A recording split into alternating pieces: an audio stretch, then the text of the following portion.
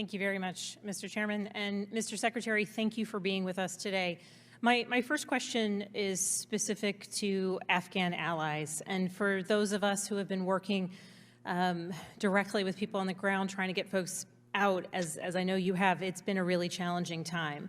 And I think one of the lessons here, one of the takeaways for me, is that we must always plan for the worst case scenario, because I think we saw a confluence of worst case scenarios come to fruition. So on that end, I would note that in your opening remarks, you stated that we expect the Taliban to ensure freedom of travel, make good on its CT commitments, uphold the basic rights of the Afghan people, including women, girls, minorities, and name a broadly representative permanent government. But I have also seen videos of women and girls being beaten by the Taliban. I know there have been night letters that have been posted on doors marking people for interrogation or assassination. I have received photos and written testimonies of some of the beatings and targetings that have occurred, and murders and beatings have been documented against those who have helped the United States. And so, sir, I would begin by asking, have you seen any of these videos? Have they made their way to you as well? Yes, I've seen videos, I've seen reports, I've read news accounts. Yes, and these incidents are deeply, deeply disturbing. So looking towards the future, recognizing that perhaps we should here plan for the absolute worst case scenario, is the department talking through what the contingencies are in the scenario in which the Taliban does not do the things that you stated are our expectations and hopes? In short, yes. Okay, and thank you for that. And I also just want to thank every person on the ground, every person who's been so helpful. I represent many in the veterans community who have focused on exclusively on ensuring that those who helped keep them alive and those who work side by side with them would have a chance at a better life in the future. And so I'm grateful for their service and their work. I recently sent a letter to you, sir, focused on border crossings. And I know there's been some progress towards working with border nations about the possibility of them opening the borders. Could you just briefly comment on what the status is related to the ability to exfiltrate people or allow people to cross at borders?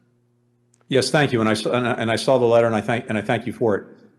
We've been working with a number of countries, including Pakistan, Uzbekistan, Tajikistan, to ensure that ideally their borders will remain open overall, but certainly that they would remain open to American citizens, green card holders, visa holders who seek to leave and who are assisting in leaving. And we have basic agreements with all three countries that that'll be the case.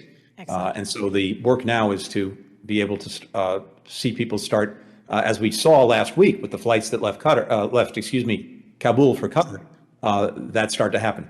Thank you so very much, Mr. Secretary. And please, if any of that changes, I ask that you keep us apprised so that we can be helpful as possible. And last week, I visited Fort Pickett, which is in my district, to see Operations Allies Welcome firsthand. And I saw thousands of Afghan children, women, and men who made it out of Afghanistan. It's a testament to a whole-of-government approach, public servants, U.S. service members, NGO workers, and volunteers standing up an incredible effort on very, very short notice. On behalf of the communities that I represent, I would just want to reiterate the importance of really ensuring that the interagency team engages and communicates with local government. I was very happy to learn about the health screenings on the ground and the initiation of English language classes that have begun on site. I hope that continues. But I am curious, how long do you anticipate Operations Ally Welcome will continue to utilize military installations across the United States, including the one that's in my district?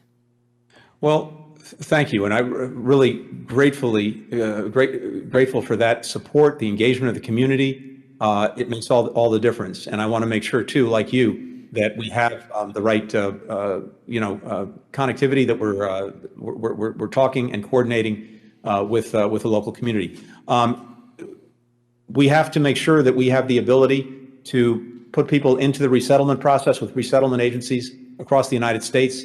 We're determined to move them as expeditiously as possible. Let me come back to you with a better time frame, because we also have to do it mindful of making sure we complete any security checks And that are necessary. And I do appreciate the robust security provisions that I witnessed when I was visiting.